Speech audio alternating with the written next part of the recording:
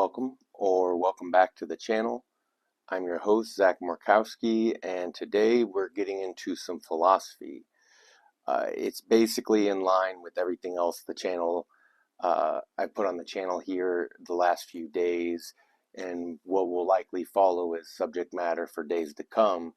But this is actually an excerpt here from Peter Sloterdijk's 1989 works, which was originally titled Showdown on the Criticism of Political Kinetics, which was later, I think, released under the title under which I read it, which is called Infinite Mobilization. And it's not necessarily anything in here in particular that I'm interested in, but it's the end of this section. It's the beginning of chapter 2, and he comes to an interesting conclusion, and that's what I was most curious about, to find it in writing here, because I've also explored on the channel some of Terence McKenna's ideas, and I think his ideas, like philosophically speaking, beyond the metaphysics, beyond the question of psychedelics and human consciousness, I think any of his philosophical work basically begins and ends within the concepts even expressed here in Peter Sloterdijk's the Showdown. Yes, and that's Eurotao, or Eurodao, as in yin yang, the Tao, right? It corrects humanity, gentle like a grandmother, that kind of thing. Water finds its level and wears down even the hardest of rock. Man is made of water, so on and so forth. But it's quite the read, and we're going to go for an ice bath here, meaning I'm not going to stop to explain or explore everything, and I'm not even going to assume that I can explain everything, because I only read this once and recently, and I guarantee you if I thought about it some more and then read it again, I'd have more to say, different things to say. So I've went over it again, and now I'm going to read it. This is chapter 2, The Other Change, on the philosophical situations of alternative movements. And other than a few notes here, and then some thoughts I had as I read through, I'm just going to go over this. So he begins. Every age has its own style of being dissatisfied with the world. Idealism, right? It's projecting the better world that we're trying to build or create. And every dissatisfaction that becomes self-conscious, aware of itself, contains within itself the seeds of a culture, right? Back to how it began with the quote, "One man is a fool, two are a new humanity." That's Robert Musil from The Enthusiast. That's the quote at the top of the chapter. He goes on, "Today's dissatisfaction with the world shows unmistakable traits of panic." And remember, this is 1989. This is just right after Chernobyl, before the Soviet Union dissolved, before 9/11, before a lot of changes did and didn't happen, including the suspected end by way of nuclear warfare from the Cold War. So, those who do not sense the panic are not up to speed. Presumably they live off-site in an asynchronous cave. It's funny, is elegant shit talking. Having been sparing themselves any exertion, living on a private income, perhaps happy as well, transported into province out of reach from the news.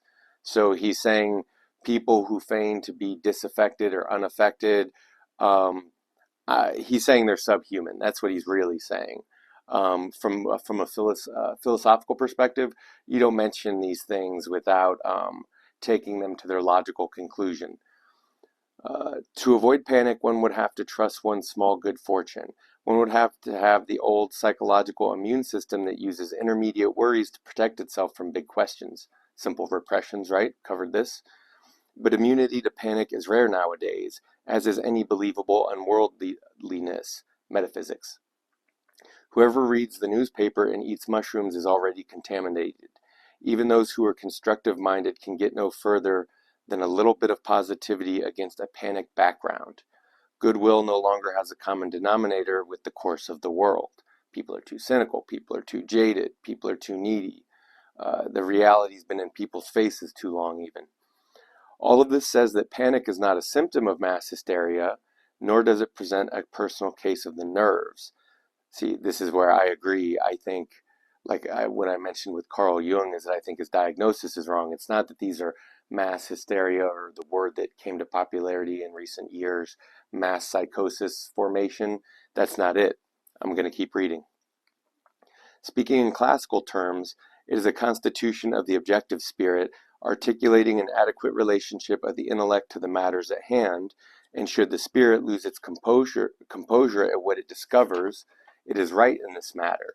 He's saying the spirit, the body that's affected by what the spirit perceives, is actually correct in what it's feeling, rather than the Western assumption that, oh, we got to medicate this, or beat it with a stick, or the beatings will continue until morale improves, or a lot of the general kind of attitudes that prevail.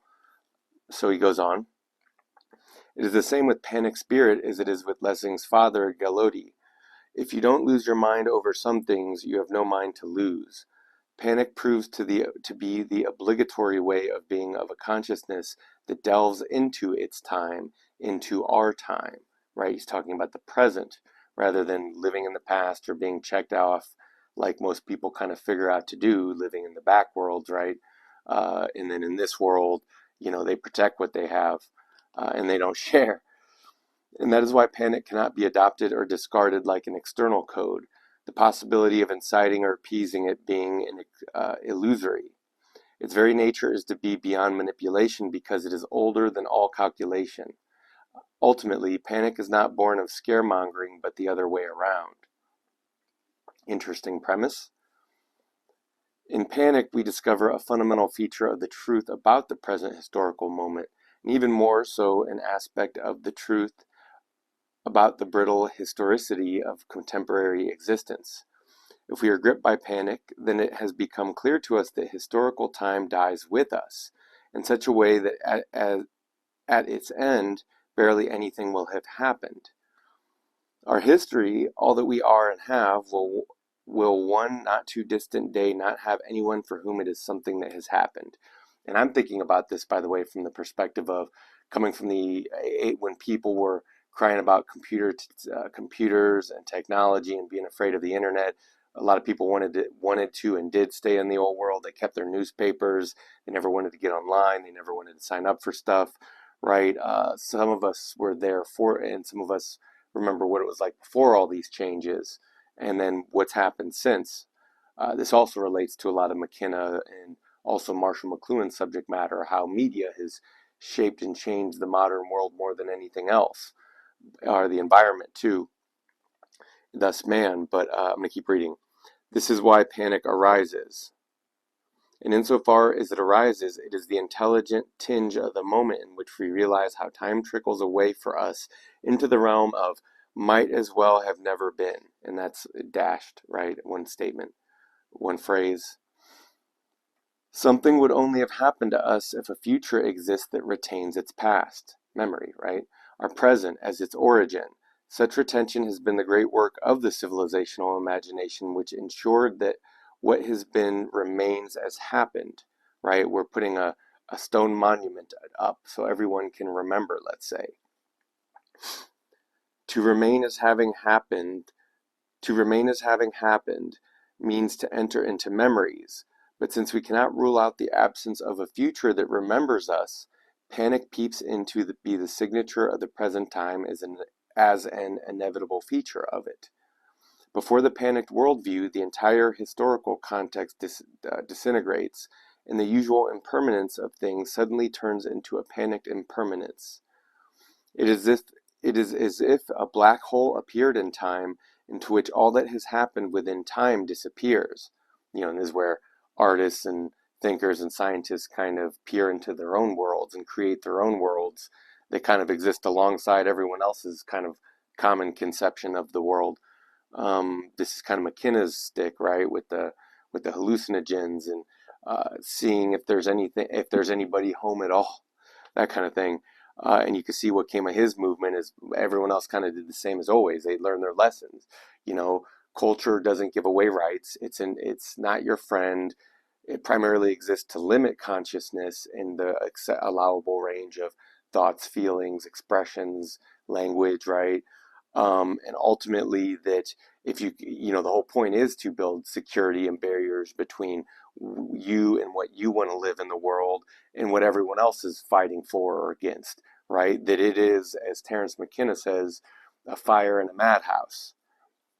So, and this, gets, if you're wondering what panic culture is, I can remember pre 9/11, and basically the guy who kind of tore the veil in the media was Glenn Beck. I want to say he was the original Paul Revere kind of guy in this contemporary age. Don't get me wrong, these memes are old, maybe for the last 100 years of technologically driven man. I'm thinking like Howard Beale, and talking about people just saying, leave me alone, give us our toasters and our Netflix, all these kind of cultural phenomenons and memes and movies and these expressions that keep finding their home in various arts, but nevertheless have all just condensed down in the stratum of communication technologies, all there for people's inspection and introspection and examination.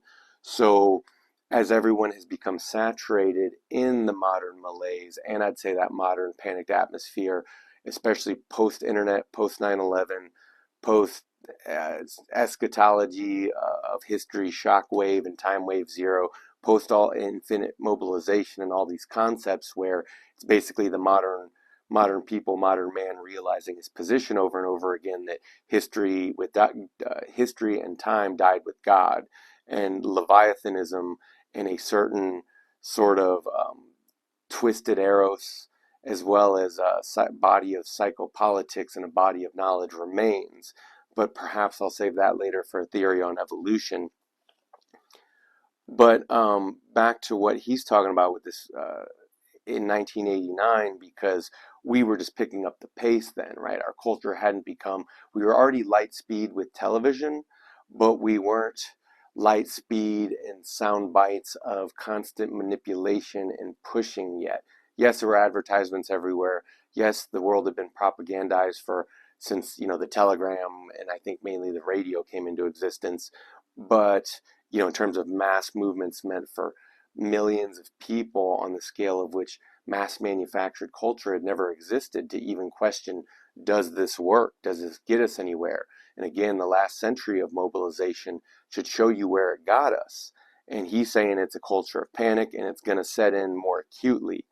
And I think circa 2024 is a good time to revisit, because I'm interested what people hear now and anyone who might come along in the future, what you all have to say or think about all this. Any questions you might have as well, because I'm curious too.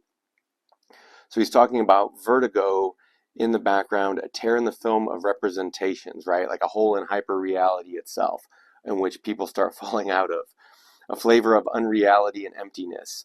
And panic is the form in which end times are there, right? They're just here, they're present.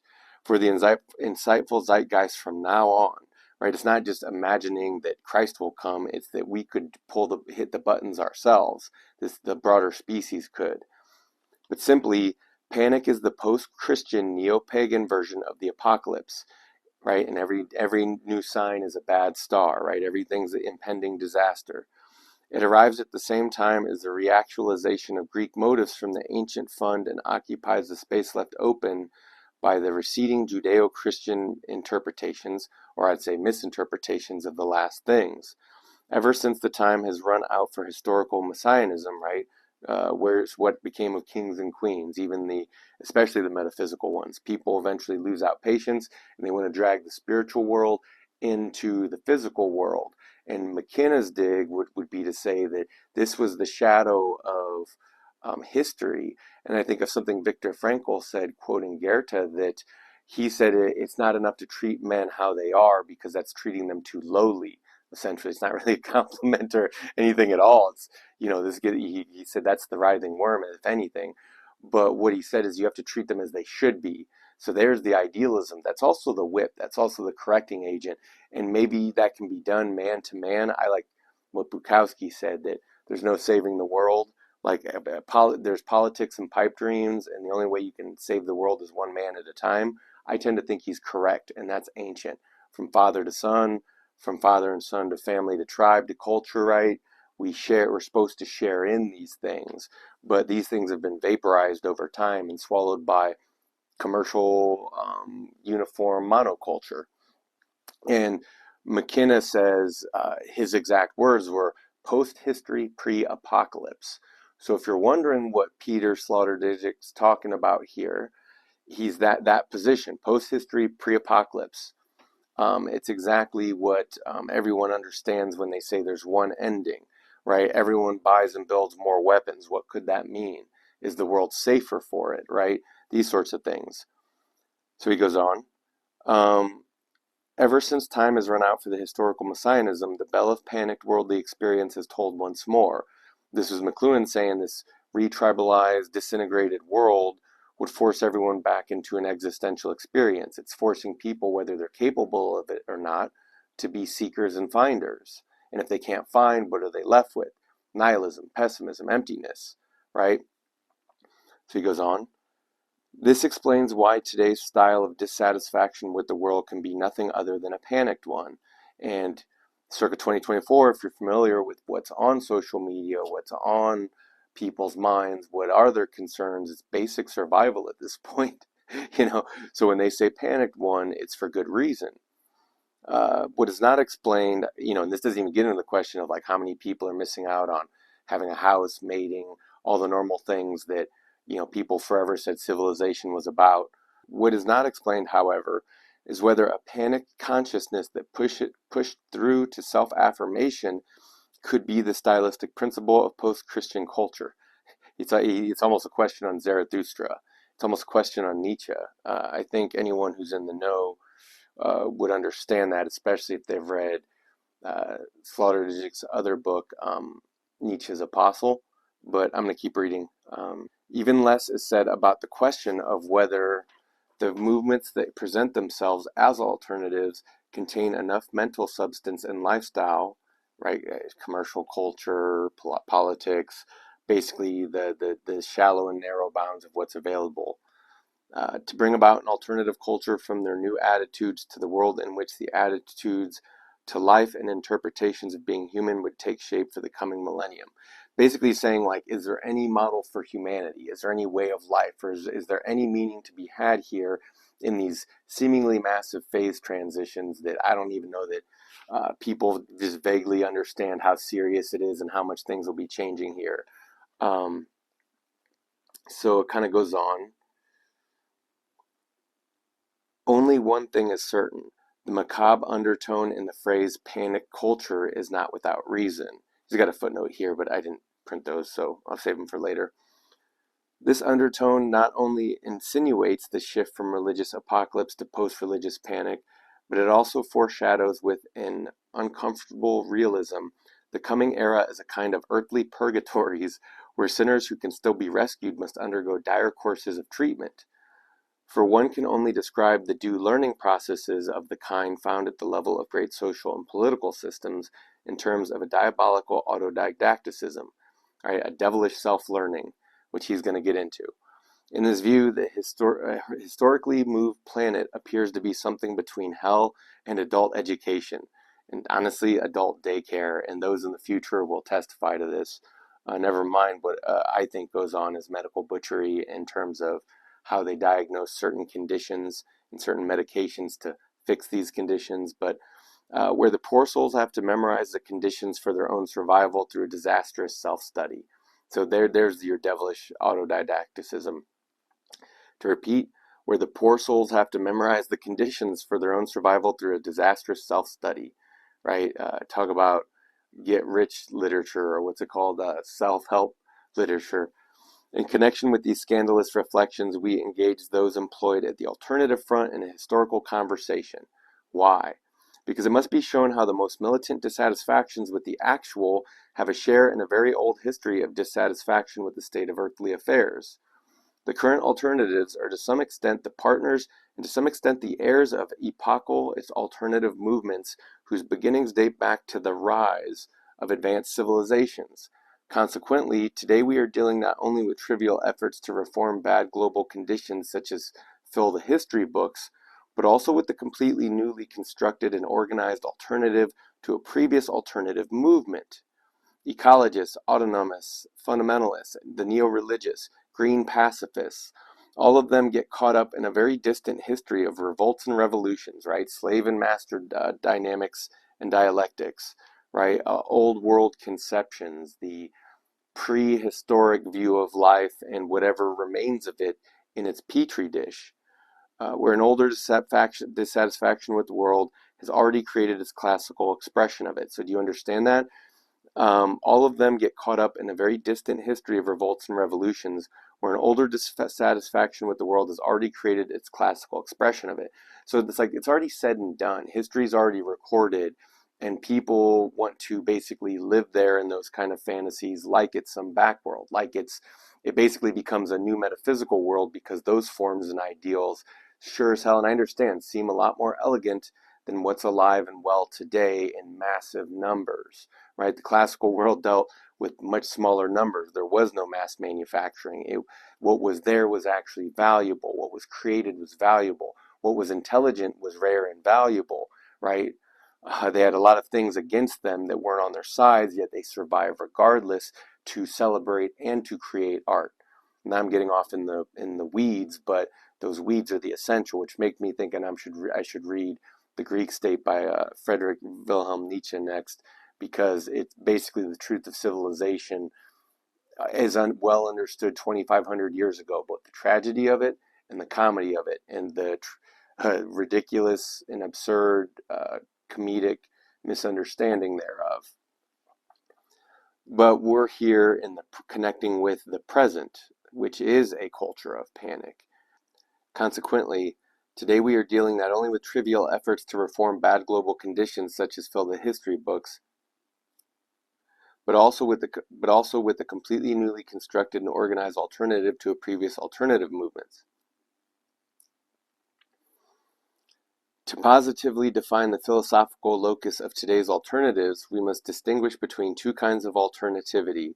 Oh, and remember, this has been 100 years of psychotherapy and theory and being and time and becoming and revisiting roots and genealogy of morality, which was a new way of seeing never before understood in its kind of totality, valuation and a revaluation of all existing values, and to question the creation of new values.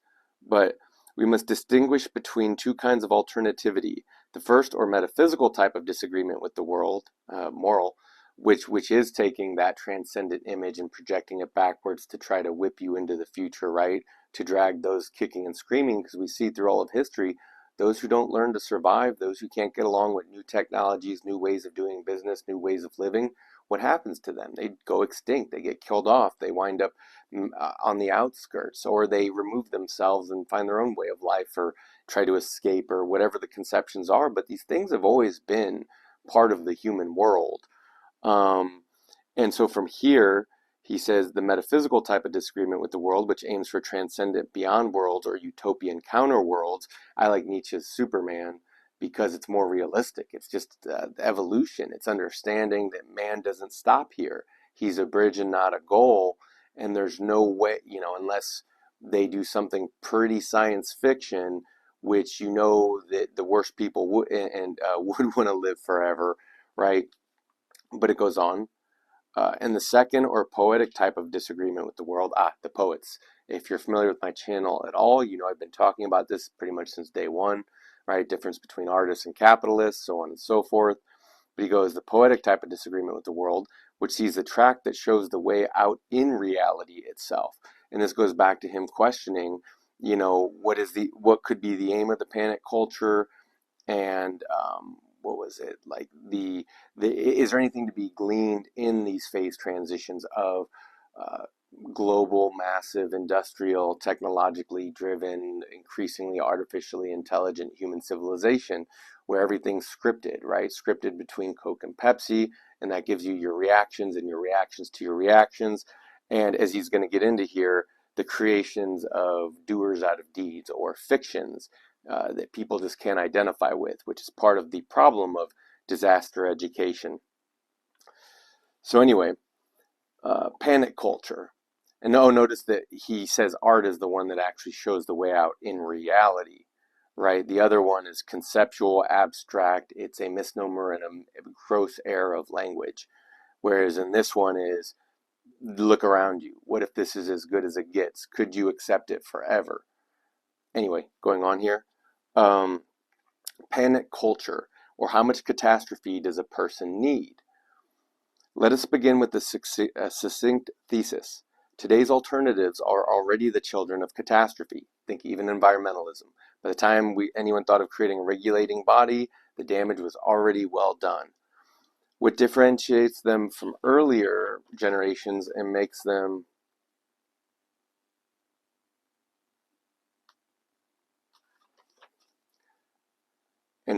the most likely candidate for a panic culture is their expert-like approach to the potential disasters that surround them. Right, think about it. For every problem and crisis, whole cottage industries emerge of professionals and linguistic structures and ABC 1, 2, 3 ways of doing things, right? So from a historical perspective, the alternatives are likely the first humans to cultivate a non-hysterical relationship to a possible apocalypse. Right, a way of managing it, a way of funneling need and repression into one. For the first time ever, we do not have to imagine doomsday scenarios to see the writing on the wall. The current situation takes care of that sufficiently. Nowadays, the apocalypse calls attention to itself as if its name were in lights on Broadway. With dry professionalism, it writes its own letter of announcements. Apocalyptic alarm no longer presupposes religious uproar. Warnings of the end times do not imply that prophetic individuals have declared themselves to be mouthpieces of transcendent revelations. By the way, this was Terence McKenna's criticism, is that modern artists in general, and people just always fail to provide a vision. And this is where a lot of what sadly passes for modern intellectuals have come along with just the common rhetoric. It's all mass produced. It's all the same things that people want to say, people want to hear, people want to identify with. This is the majority of mass produced culture because it's what's acceptable by design. It's what's been sold for 100 years now to repetitive redundancy. So with dry professionalism, it writes its own letter of announcements. Apocalyptic alarm no longer... The current alternative consciousness is characterized by what we might call a pragmatic attitude towards catastrophe. Again, middle management. The catastrophic is now a category that no longer belongs to visions but to perception. So, right, like I said, this is where Terence McKenna both starts, stops, ends, fails, and succeeds, because he does point to this kind of neo-pagan way out. Because everything else, as he describes, is just like Peter is describing here and laying the groundwork. It is post-history, pre-apocalypse. So it's not relegated to visions, but to perceptions. It's part of perception itself now. Nowadays, anyone can be a prophet if they dare say anything at all. In any case, and people are still impressed with the least of people, and they elevate fools every day. And everyone knows this, and everyone in America knows this, especially, I think, introverts who are well aware of the extrovertive bread and circus that runs the joint. So in any case, catastrophe needs less an announcement than a transcript. Linguistically, its place is not among apocalyptic promises, but among the daily news and committee reports. The writing on the wall appears in ordinary language, and the only thing that belongs to modern doomsday prophecies, aside from a spray can, is empirical data, such as that pertaining to the events of year 1986. Chernobyl, same old increasing news reporting on the increasing wars, disasters, problems that were happening in 1986, including Chernobyl, right? Because nuclear power and nuclear destruction was still high in everyone's consciousness. And then after the wall fell, wasn't long before it's like it never even happened. So, which has already attained symbolic features with its series of fatal accidents. Chernobyl. What can the expression panic culture mean? Does panic experience even allow for culture? To the extent that culture must be built upon expectations, repetitions, certainties, and institutions, does it not presume the lack, indeed the exclusion, of the element of panic? Right? Because to have a culture, you have to be calm enough to communicate, and trustworthy enough to communicate, and trusting of other people enough to communicate. So we vote for the opposite to be the case. It is only through proximity to panicked experiences that living cultures are possible, their relation to death, no doubt. It is only the occasional experience of the extreme that exposes the temperate human region where we can cultivate what we are competent to do. One of the attributes of the Greek Pan, Dionysus, was to be a god of the midday hour when the shadows are at their shortest and the world is dashed to the ground by light, holding its breath in its presence. Right? I questioned, what does Nietzsche's noontide mean? It's seeing man for who and what he is, that the greatest man and the smallest man, there's hardly been any difference between either of them. The modern term panic, and then that they don't exist without one another, and that's the dependence. The modern term panic forgets this connection between presence, revelation, and fright. The only thing it remembers is the kinetic motif. The only thing it remembers is the kinetic motive of directionless escape. Above all, it no longer knows what is most important. Bearable human life is always an island within the unbearable, and the existence of islanders is only ensured through the discretion of a subtly present ocean. See, this is the body of knowledge. This is what's been reluctantly developed, impeded by the masses and the oligarchs alike. The development of human knowledge, the evolution of human consciousness has been, fought over, impeded, retarded, controlled all along, right? And now more than ever with modern technologies. But the reality has been that bearable human life has always been an island within the unbearable. So the world that we are assured of is thus always placed against an either Judeo-Christian apocalyptic or pagan panicked background. But modernity wants presence without tears, or maybe tears.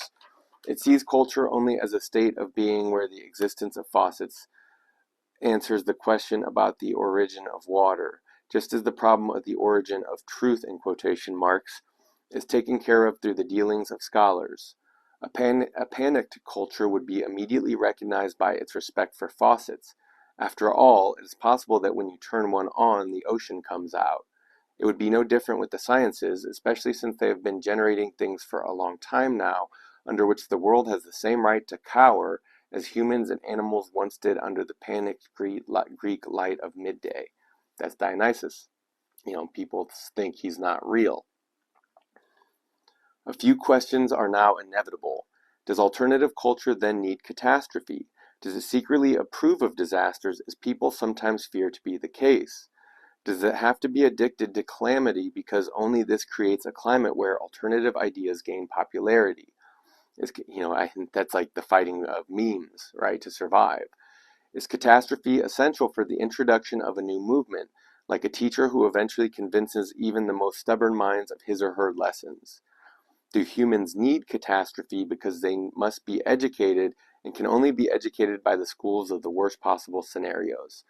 Consequently, are the real hopes of alternative movements not only linked to disaster didactic calculations, provided it is true that only a visual instruction of the worst can usher in a turn for the better? Right? The idea that only by the worst things happening will people learn. But what he's going to front load it here and say, he's going to say no. Ultimately, it would take an apocalypse to learn an apocalypse, to understand apocalypse, to prevent apocalypse. So it can't be stopped, any kind of apocalypse. But the whole notion is based on a misnomer of education and learning, that you can teach these things. But let's keep going. It was in the days of the Harrisburg nuclear accident on 3 Mile Island, it was a near meltdown here in the States, in 1979 that I really understood what disaster didactics meant for the first time. As the out-of-control reactor boiled and everyone held their breath to see if this infernal machine would explode, I noticed the uncanny phenomenon in myself and in others. Of course, no one could have any doubt about the devastation that an explosion of the nuclear reactor could cause, nor could anyone guarantee that what seemed to be a safe distance from accidents of this kind was actually safe. And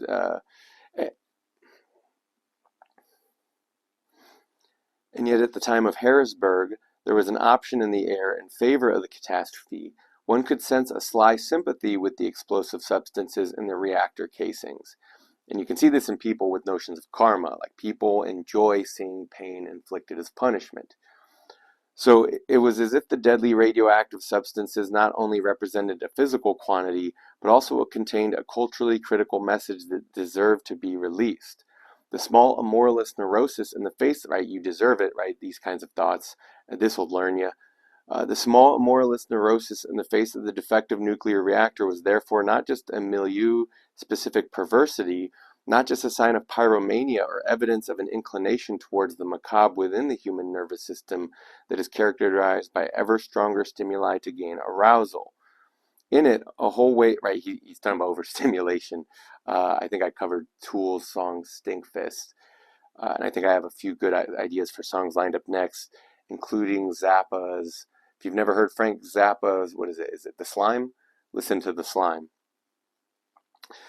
It is in it, a whole way of thinking came to light together with its dubiousness. Within its own logic, the option for the explosion was nothing more than an educational hypothesis about the didactic and mind-changing energies that radiate from actually occurring disasters. Right? The idea that it's think of a disaster as a point of education.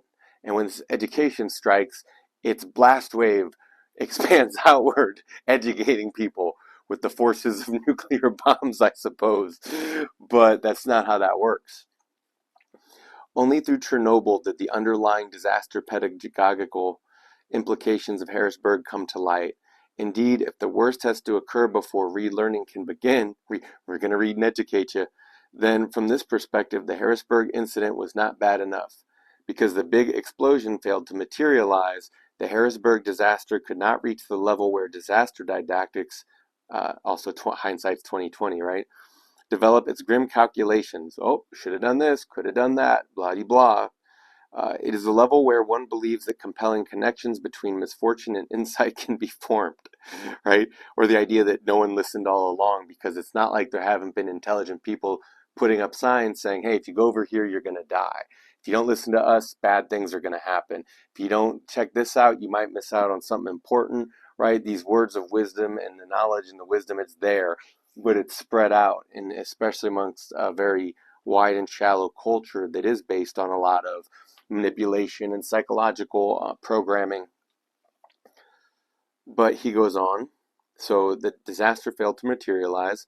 According to this dicey logic, such connections arise through an absurdity magnified application of the basic ideas that those who do not listen will have to learn the hard way. In fact, disaster pedagogical thinking promises that even the greatest calamity can be referred to a human scale. Right, this is Joseph Stalin saying the death of one is a tragedy and the death of a million is hilarious. That is, into the field of sensible measures for preventing its repetition through subsequent learning. Consequently, after Harrisburg, the term warning disaster made a career for itself in the vocabulary of alternative movements, a term that encapsulates the hope that disasters might penetrate our otherwise unteachable minds like probes and ignite new insights within them. No, you'd have to die to it all and have the world die to you probably a few times before you really catch on. This desperate theory of learning shines a light on the state of the enterprise that has been calling itself enlightenment, I put those quotes, since the 18th century. It began as a utopia of an unforced guidance towards better understanding. By using the soft logic of an autonomous thinking that listens to the voice of reason, it wanted to eliminate the violence that cuts deep when it comes to learning the hard way. In the meantime, however, even the well-meaning old enlighteners are not very far from adding disaster to the curriculum of humanity as the last pedagogical tool, if it really is the only way that something can still be learned. Thus we can see how classical enlightenment, with its concept of truth based on argumentation, has been pitifully put on the defensive. No one seriously believes that something essential can still be reached on the path of listening or talk. Like that means no talking, no debating. Let learning the hard way be welcome, for listening has failed. That's all in quotes. There are more than a few tireless members of the old Enlightenment troop who are already at the point of being glad if at the least one treatment of learning the hard way in the face of disasters that cut deep could contribute a little bit to the establishment of truth in the civilizing process, right? Maybe if a bad enough thing happens, people will finally learn. And if you're saying post-history, pre-apocalypse, that's the position, oof. At the very moment, oh, this word that burns the tongue. And thus emerges the strange effective pull towards actually occurring doom. The catastrophe will show them. That'll learn them, right? Eventually, people get tired of holding things together and it breaks apart. The real present-day calamity apparently closes the gap between argument and disclosure, bridging the distance between the appeal to the imaginative consciousness and its overpowering with existing evidence. The catastrophe is thus the apt reversal of a miracle, right? He's saying it's an inverse miracle. The closest thing to a modern miracle is disaster, because everyone can point to it and say that's real. No wonder, and why is it not one? Because it is a direct consequence of what the deluded activists are up to. I said it before, we're in a the post-moral world is a protest world, right? Or again, the only crime in a closed society that has the appearance of being open and tolerant, the only crime therein is stupidity, aka honesty. The real present catastrophe thus attains a formidable truth theoretical function. It complements the mere argument that brings massively into presence what can otherwise only be imagined, right? If you don't want to know what a real disaster looks like, so best not to picture it, right? But when it happens, there's no denying it, yes? But again, if people on the other side of the world don't know or care, why should they, right? So by bridging the evidence gap between listening and learning the hard way, the didactic catastrophe places the epiphanic truth of an event above the discursive truth of the imagination, the Platonic form essentially. And thus the problem of learning from disaster leads to the logical center of enlightenment and modernity. Modernity is, after all, the enterprise where human intelligence is not content with just giving voice to right pronouncements about the world. It can only be satisfied if it is actively ensured that the right things happen to the world as a whole. A bunch of people meddling. Honestly, there was no human civilization ever devised or created that hundreds of millions or billions of people had a part in any feasible, responsible, or meaningful way. That's all theoretical, right? So, with this active concern and all this meddling, for what is right is in the most radical crises. For it is now even human-made catastrophe ought to impose a tax on learning how to do things right. Then it is a fatal testament to the way that modernity has strayed from its conception of learnable right action under the guidance of success and truth. Footnote there.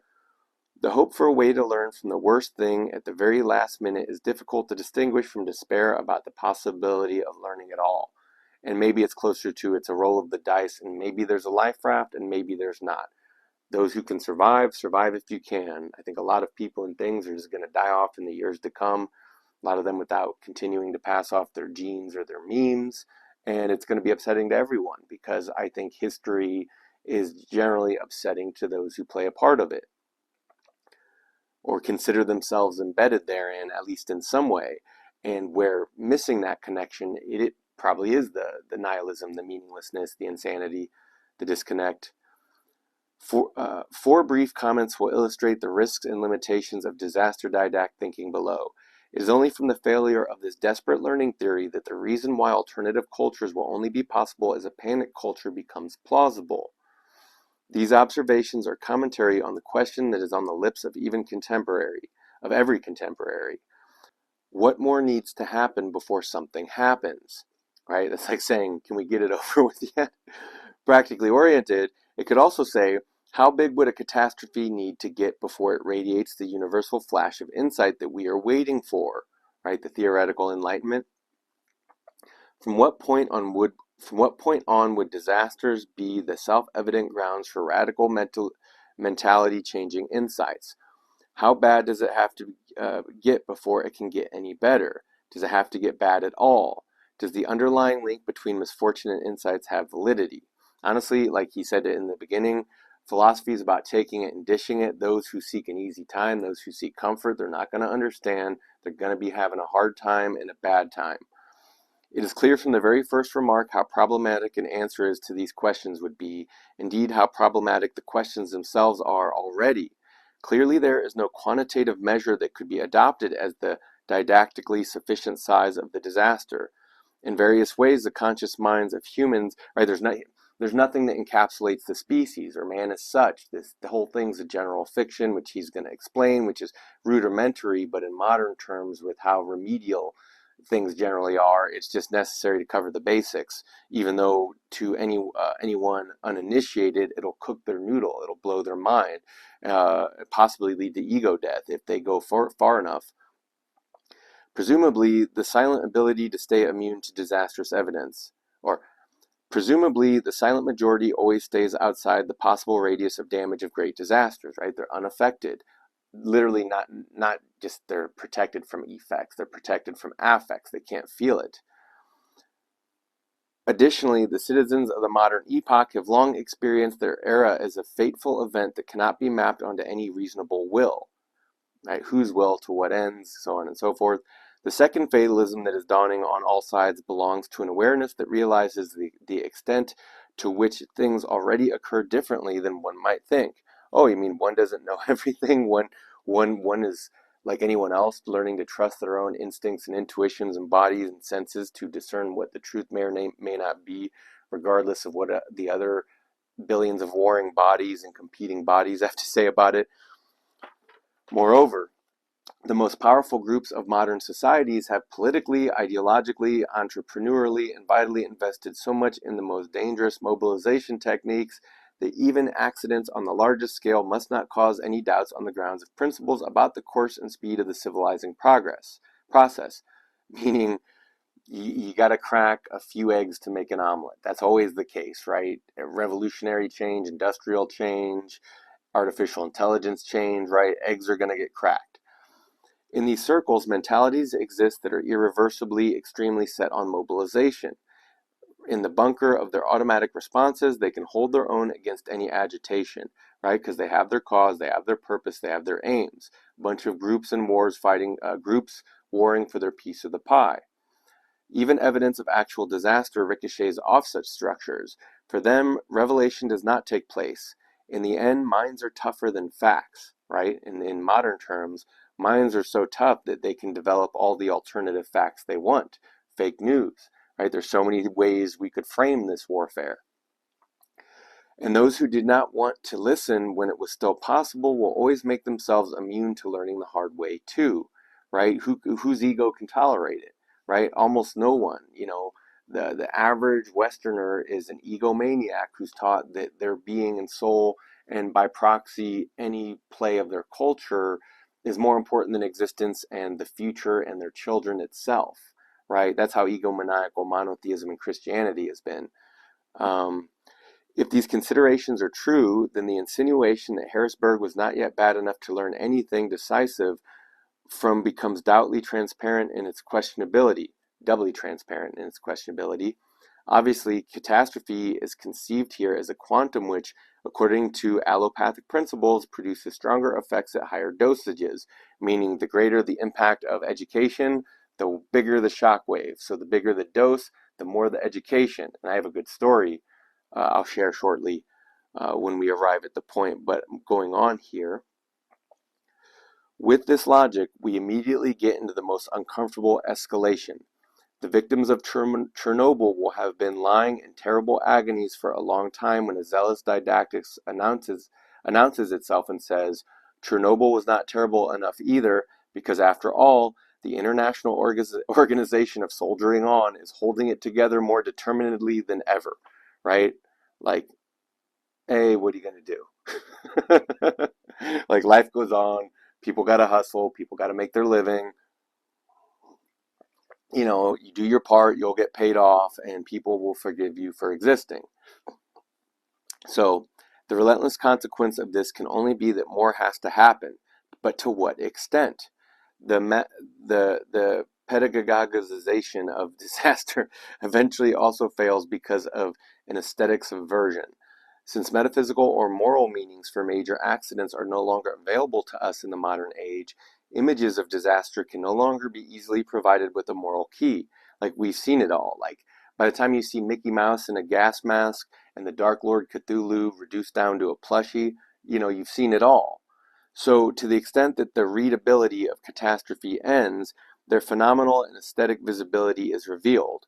On the day after the Challenger disaster in 1986, I was giving a lecture on the criteria of postmodern aesthetics in the Academy of Art in Karlsruhe, which was followed by a discussion with the audience. There, a not-so-young student in a black shirt and gray hat spoke up and declared almost triumphantly that he had enjoyed the televised images of an exploding rocket. So it's like the NASCAR-ification of reality, right? That it's more exciting. Like, yes, it's fun to watch the accomplishment and the feat, but it's also fun when things explode. Hearing that confession, I stood there for a moment, speechless. You were suddenly in the eye of the storm, knowing that this was said from within the core of modern kinesthetics, where the world is spun into a series of images. With such memories, you remain skeptical towards the prospect of epiphany through disaster evidence. In the best case scenario, a demonic Kantianism would emerge, which would transfer the concept of the sublime from the critique of judgment to reactor explosions and the view of biologically dead oceans. Oh, that's hilarious. The second remark on disaster didactics connects to the topos of learning through mistakes, wherein humanity's oldest theory of learning is stored. This is back to basically Platonism, and is basically back to kicking out the poets and reason and logic and the ongoing theory of education as such, rather than it being, hey, there's intuition which is beyond the rational, and there are different personality types who perceive the world differently. So it contains the insight that only a child who has burnt himself on a fire can understand, because intelligence is not a theoretical quantity, but represents a behavioral quality of creatures in an open environment, meaning there's a mediating process between a self that already exists with or without anyone else's philosophizing on said self. So it must go through the school of fire.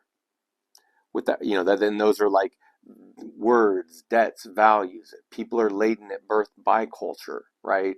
Not only are you hemmed in, you are told you owe, and that you have to live up to certain ideals or beliefs or thoughts or assumptions, and they could be completely wrong. They could be the worst thing in the world. They could be what you personally or someone else would consider evil, right? These are kind of, and I don't mean to get into the relativity of culture. I'm talking about the importance of values and the power of values and the linguistic framework that makes it possible. Because intelligence is not a theoretical quantity. Okay, go on. I must go through the school of fire. Without experiencing burns, you have no idea how to cope with life. The world is not always good and does not tolerate all kinds of behavior. A warning pain must be engraved in the nervous system, right? That's the teaching and the domestication over time, in order to reliably embody the selectivity predetermined by the world, corporal punishment and corporal conditioning, body conditioning, mind conditioning. Human wisdom has been bound to the engrams of suffering from time immemorial.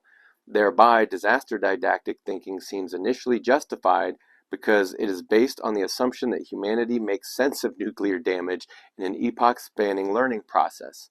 Right? And I think of that. I'm thinking again Kant and also Hegelian dialectics, and then all philosophy and stuff that keeps having to reinvent itself after that, because the world and its suffering forever needs to be transfigured anew. This has long been the Greeks and Europeans' best art, is to create art, because they otherwise, the deepest among them, suffer the most, therefore recognize the deepest, most meaninglessness and suffering of life. But I'm digressing. So it seems justified, this sort of disaster will teach, pain will teach, because based on the assumption that humanity makes sense of nuclear damage over this long scale, the sense-making would be identical to the act we are facing in the drama of history of species, because humanity enters its path into the unprecedented as a student without a teacher.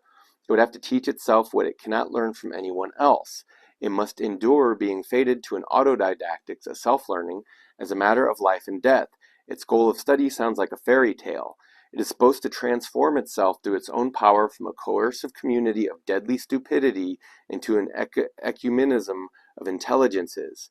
Evidently, outrageous demands are being made of its autodidactic genius, and I think that's just the natural shaking of the dice, right? Communities form where power and beauty accretes, it seems, right? People have their images, their values, their powers, what they live out in the world, and whether they can actually do that or they're just subject to other forces is another question. In step back to the panic culture. In a study of itself that involves many victims, we will see if humanity can teach itself about itself and its planetary situation, or if it still proves to be a learning impaired subject. The question of the learning ability of our species touches on a critical point. Humanity is a priori learning impaired because it is not a subject but an aggregate. This is the basics I mentioned earlier. Jung talks about this, right? You can measure all these stones, but there's not a single one that exists as average.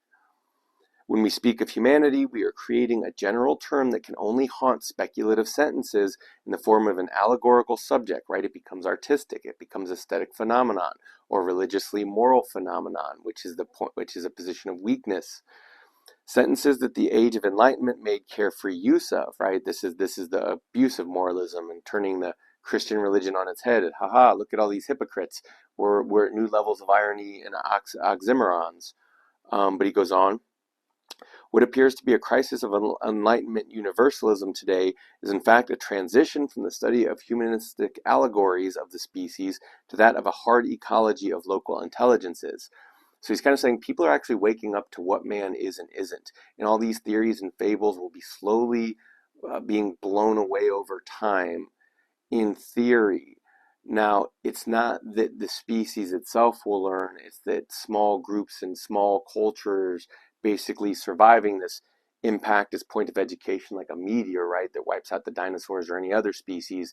If this point of impact is a supposedly educational shockwave and blows outward, right, he's kind of describing what the reality is. The reality is, no, that already happened, and the survivors are already figured out how to blend in and live in the fallout.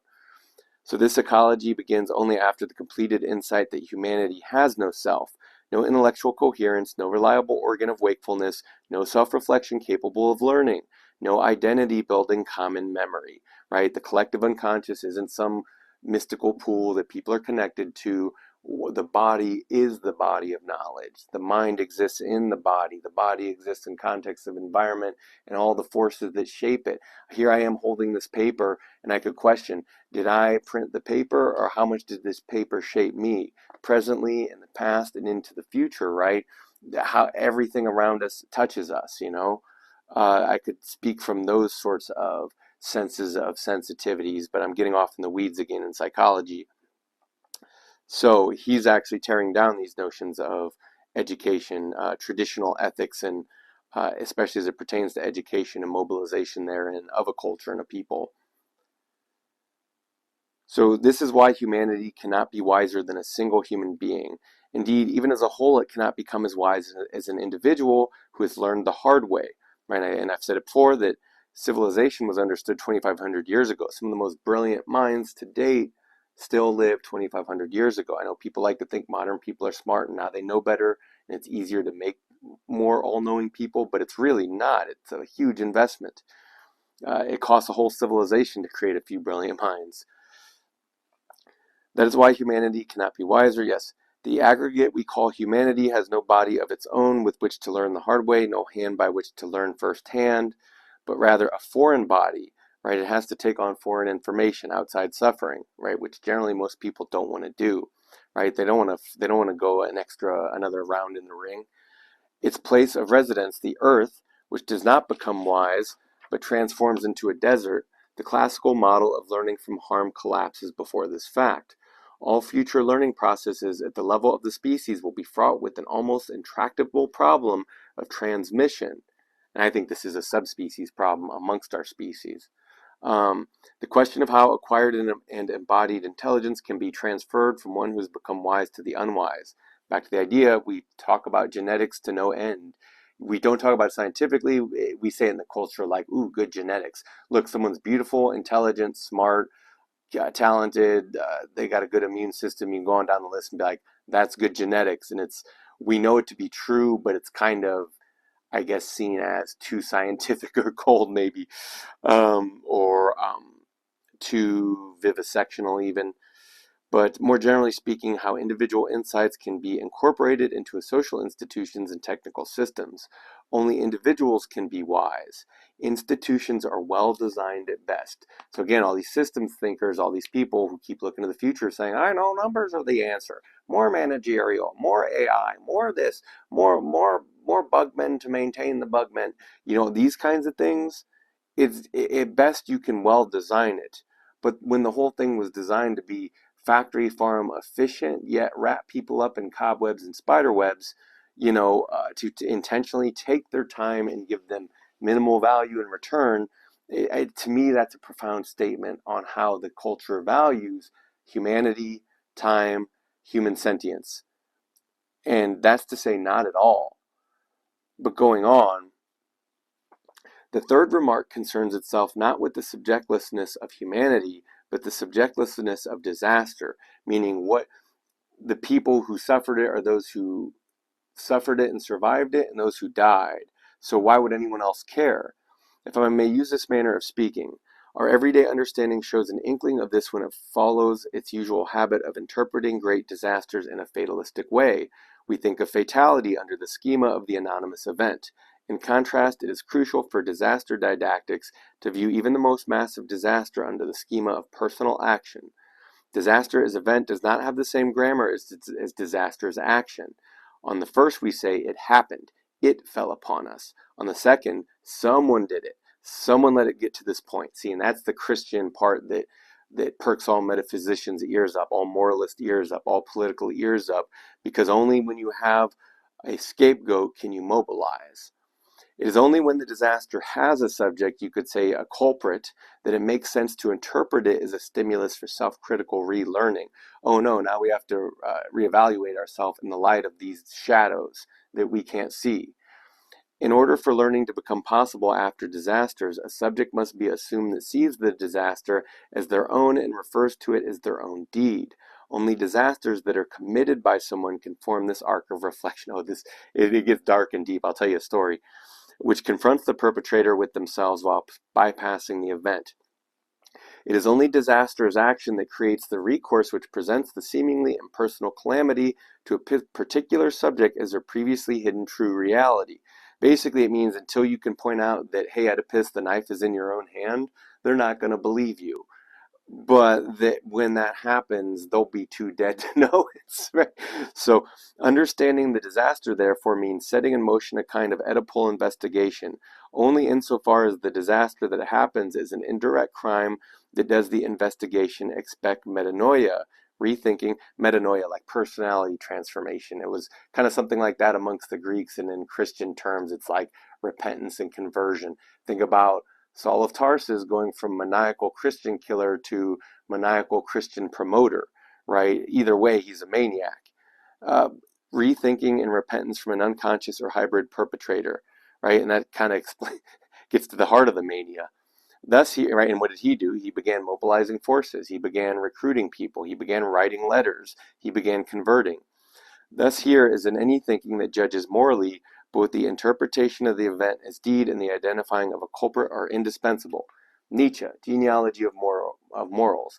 People completely create a mythology and a fiction out of existence by saying there is a doer and a deed, as if there's some separate substrate upon which the instincts or will have a choice upon which to act or not act, right? As if animals don't take advantage of their environment and their sources of food. This stuff really leads to insanity, in my opinion. That's the Western world and its conception, but and I'm not trying to be mean here. I mean, I do think that there's going to be an increasing need to deal with it and not be honest about it, because that would break everything, but just to deal with it. So, kind of going on here.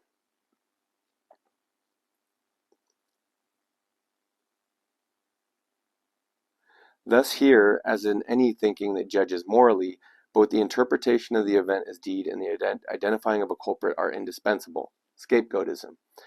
It remains questionable, however, if an accident like that of Chernobyl can be attributed to an offender, aside from the operational aspects and general breakdown risks.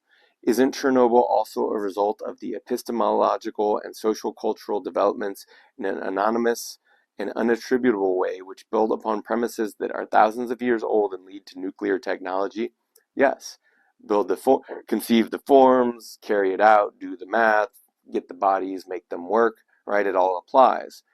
It's still possible to see culprits and assign responsibility in processes of this scale, question mark. It would be justified if it could be shown that this entire development is an occurrence where the Occidental type of human theoretically works out their unmistakably peculiar will, realizes it technocratically, enforces it in the form of planetary politics that enslaves nature, or the mind.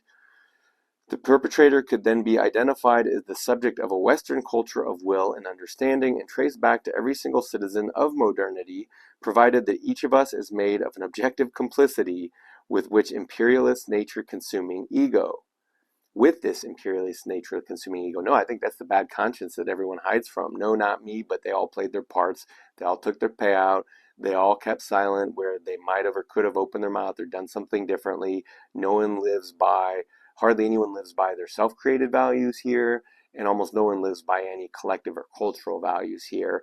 And sure, there's a few insane, chaotic people who kind of play these games, but let's say that's a realm for fairy tales and personal mythos. I'm not saying that they don't have a rich inner world and that their subjectivities are wrong or that their hairs aren't set on edge by the sort of average psychopathy that characterizes the egomaniacal Western mind who considers its own simplistic reduction of the world as the means to and end all be all of existence, right? It really starts getting pathetic how disturbing, well, it's pathetic on one hand and disturbing on the other. And that's the grim nature of it. And the tragedy would be the not seeing the suffering of it. Because to get to a point here, all those who just participate in modernity would thus be members of its primordial horde that is bound together by the collective crime of matricide. Mr. Collective crime of matricide, right? And the denial of the Dionysian side of life.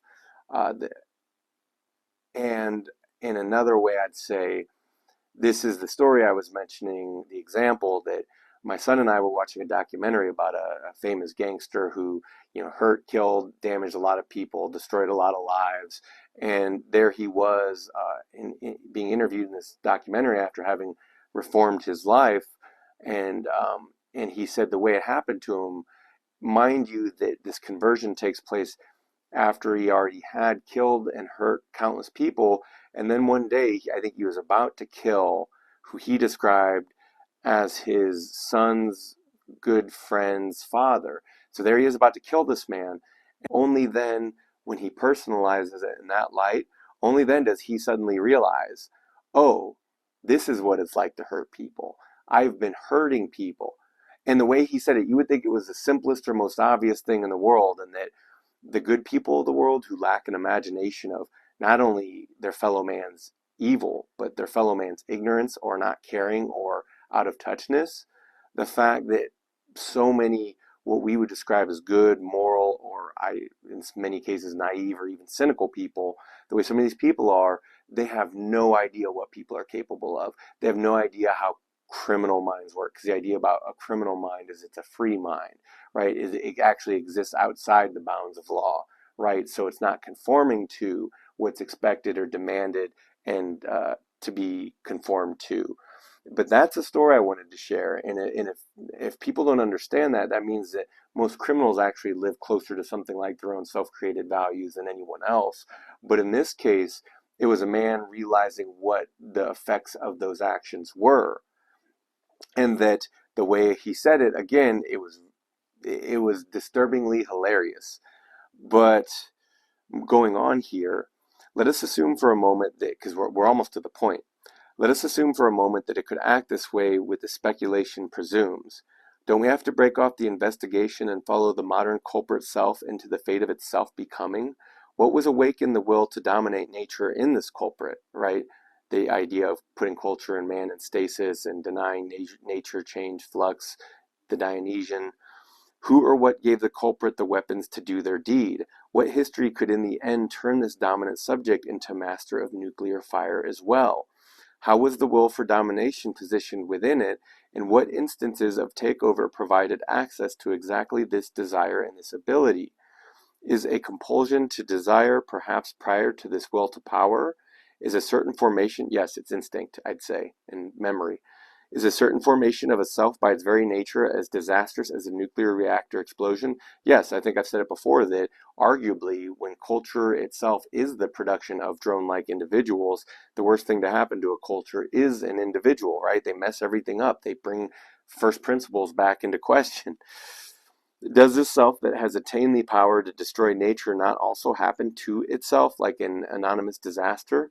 And is this why the potent agency and ability of modernity relates to itself as suffering and powerlessness? Question mark. Again, modern art, deconstruction. We can see representation, but where is the will? These questions are being asked to show that even disasters that have been committed can ultimately never fit into the context of deed and doer, right? That's separating the lightning and flash. It's just mythology. In them, the boundary that separates the logic of responsible action from the logic of the tragic act is crossed. In the tragic deed, excuse me, not only is the offense the product of the perpetrator, but the perpetrator themselves is the result of what happened. The dramatic tragic consciousness crystallizes only at the event itself and no learning process, right? Maybe you will learn your fate right before it meets you, essentially.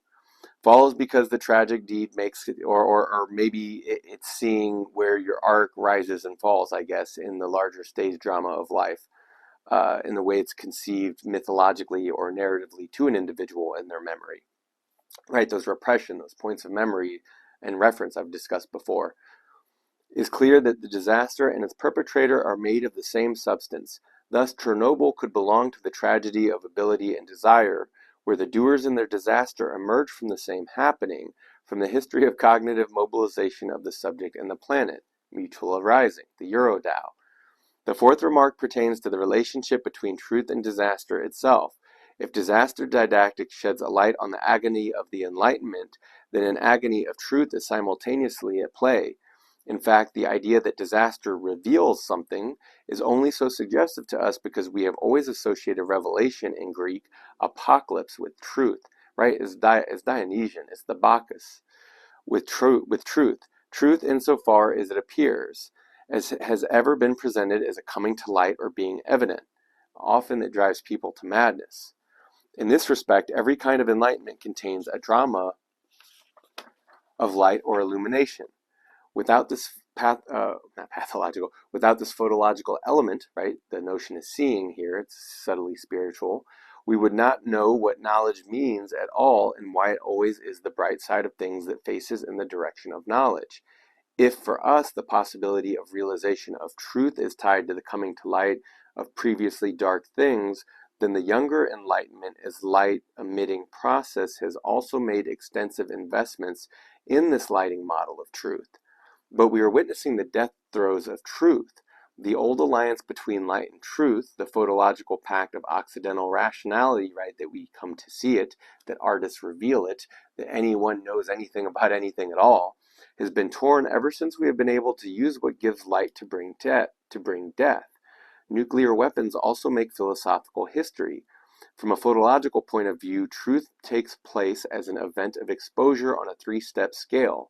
It increases from a natural or artificial lighting of dense bodies that become visible through their self-sufficient reflection to an active and invasive fluoroscopy of the bodies until the bodies are finally transformed entirely into light. Right back to education, think of that educational point of impact I mentioned. If it's a nuclear bomb, what's it teaching? The photological enlightenment encompasses all and any objects from the point of view of their luminosity, transparency, transformability into light. If enlightenment has a dramatic finality in itself, it is located in the eradication of the initial difference between light and matter, basically devouring the difference as it goes, almost he's saying, as it appears in ordinary lighting via a terminal transformation of all matter into light. As long as enlightenment operated in the middle, analytical stage of an X-ray logic, it could not foresee the end of its movement towards light. See, I think this is all a misunderstanding of evolution and the subspecies of man and how we do see, perceive, and feel the world. But going on, the light kinetic dimension of the process only became transparent in the moment that modern nuclear physics actually reached the level of radical thinning of matter. The cutting-edge technologies under the rule of light are a consequence of the photological process in that they turn matter directly into light, brighter than 1,000 suns. But what can we still see in this light? Right? So if you see everything all at once, you're seeing nothing at all, right? Or you're seeing madness. Because the human mind did not evolve to live in this environment, did not evolve to survive in this environment. We learn something about its situation, or does not this light itself turn into the last reality, into the disappearance of everything in a light storm? Instead of shedding light on the state of things, right, this was postmodern understanding, the amount of terminals and nodes, like rising complexity is increasing complexity, the harder to make any meaning or take any meaning or logic or reason from the static, from the chaos, right? Even though that chaos was the originator of order, the mother of order, together with those who wanted to understand them. Something of these paradoxes takes effect in the speculation of disaster didactics as well. Those who count on learning from disaster expect the explosion to illuminate dark minds. It doesn't, and it won't.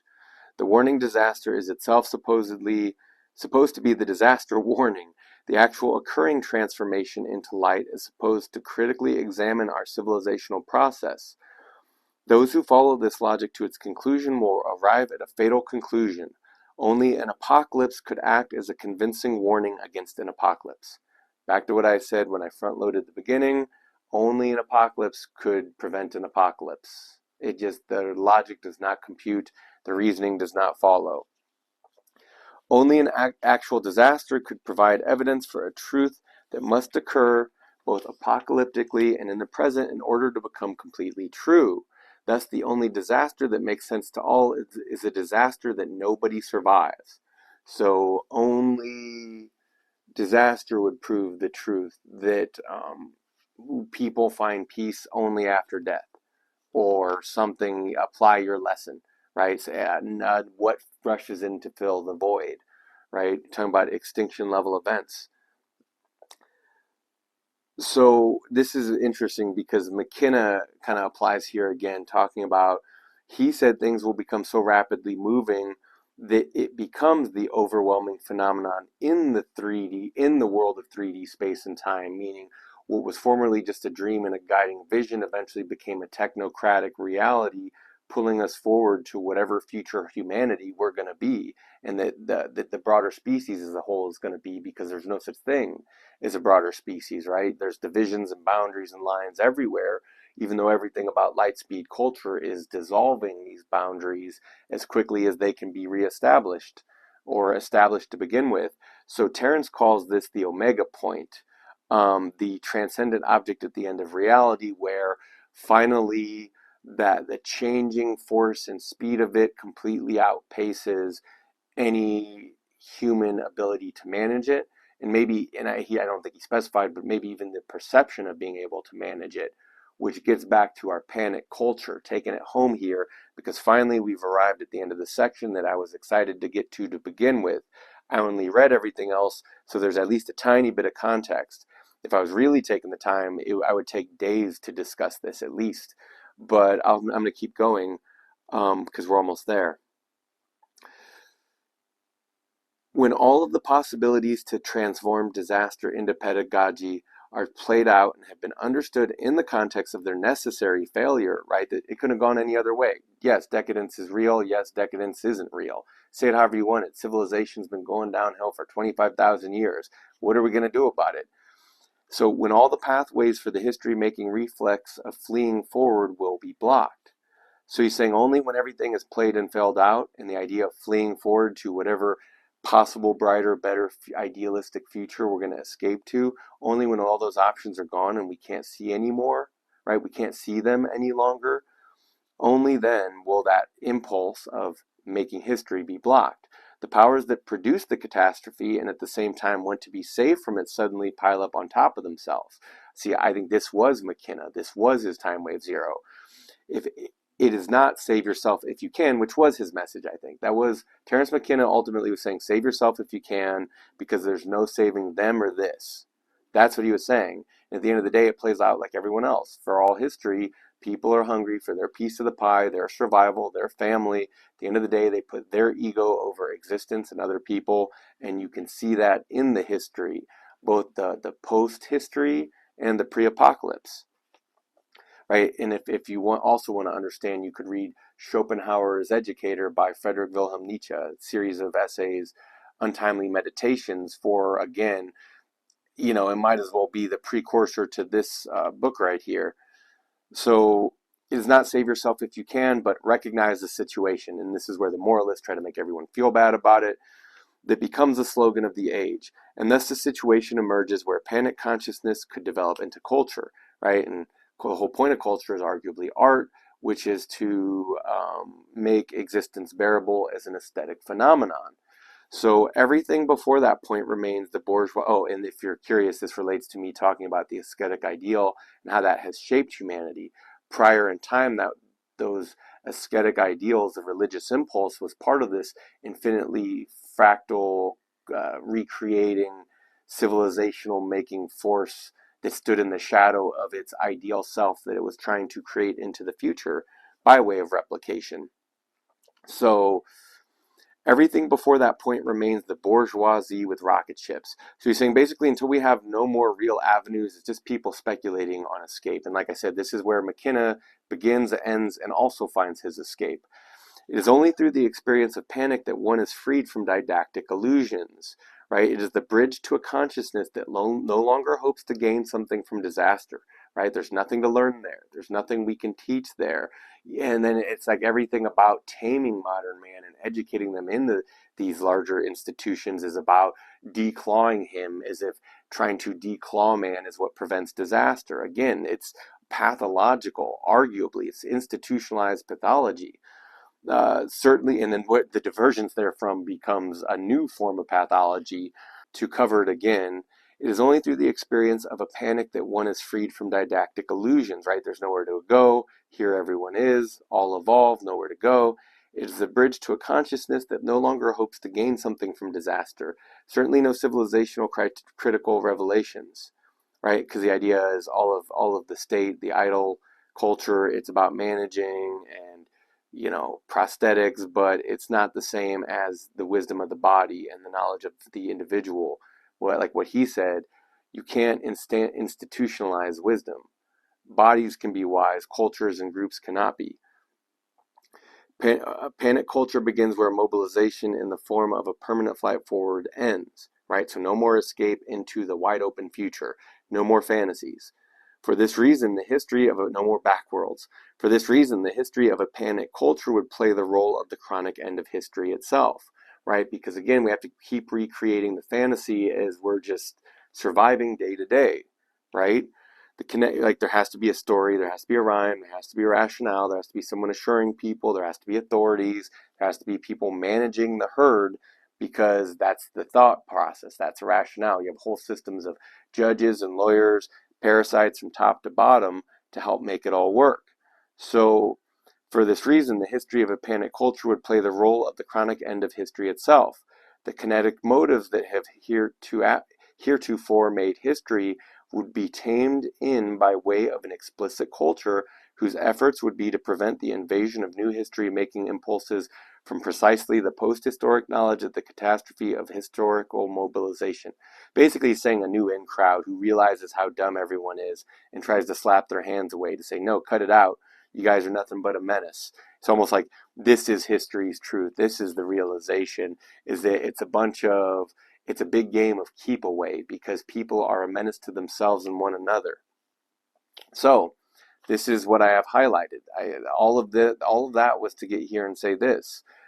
If there's one thing my channel has been kind of an exploration of and a thought of and a reflection of and a movement towards and an exploration of, it's this in all the manners that I've expressed it.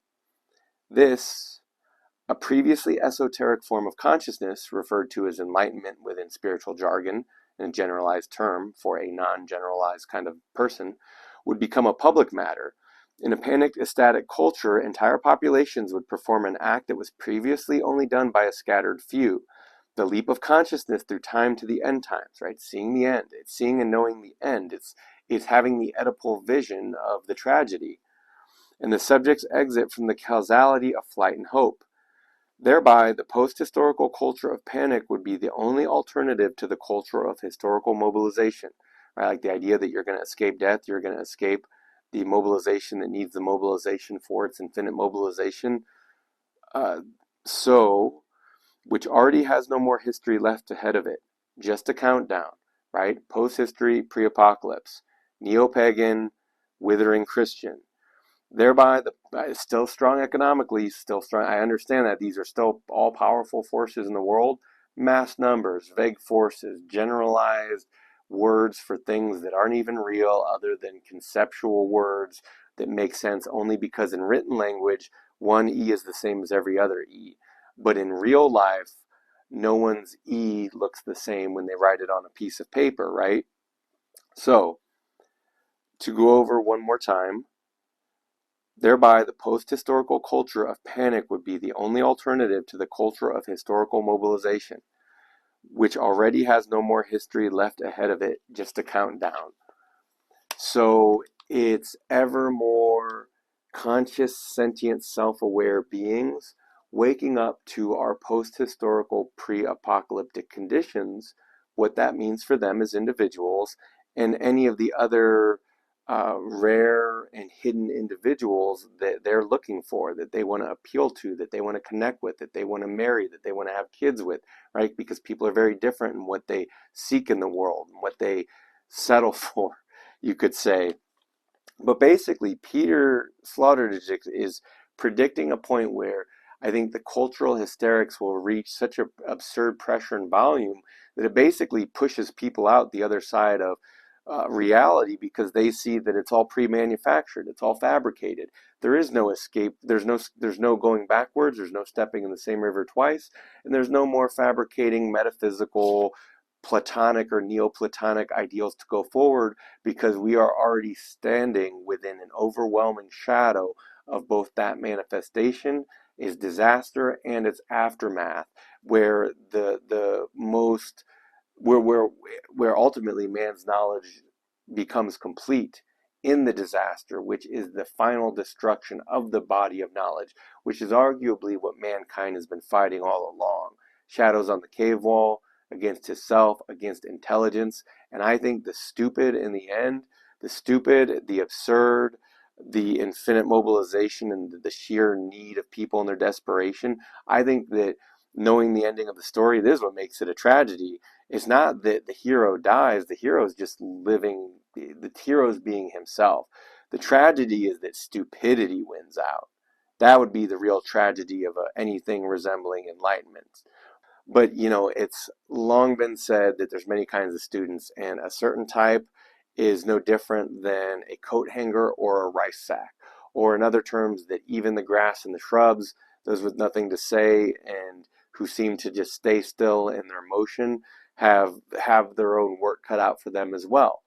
We seeing this body of knowledge compounding in this post-noontide world, where we will no longer begin to deny, or where we will no longer be able to deny who and what man is and what they're like, because we have too many case studies, too much history, and our position in time tells us the rest, as he covered here, to the point that I think a new scientific theory will take hold and begin to pervade people's consciousness as to what man, the illusion of general man, is: a complete fabrication, a lie at worst, a fabrication at best, a mythology at best, and a perfectible ideal at best.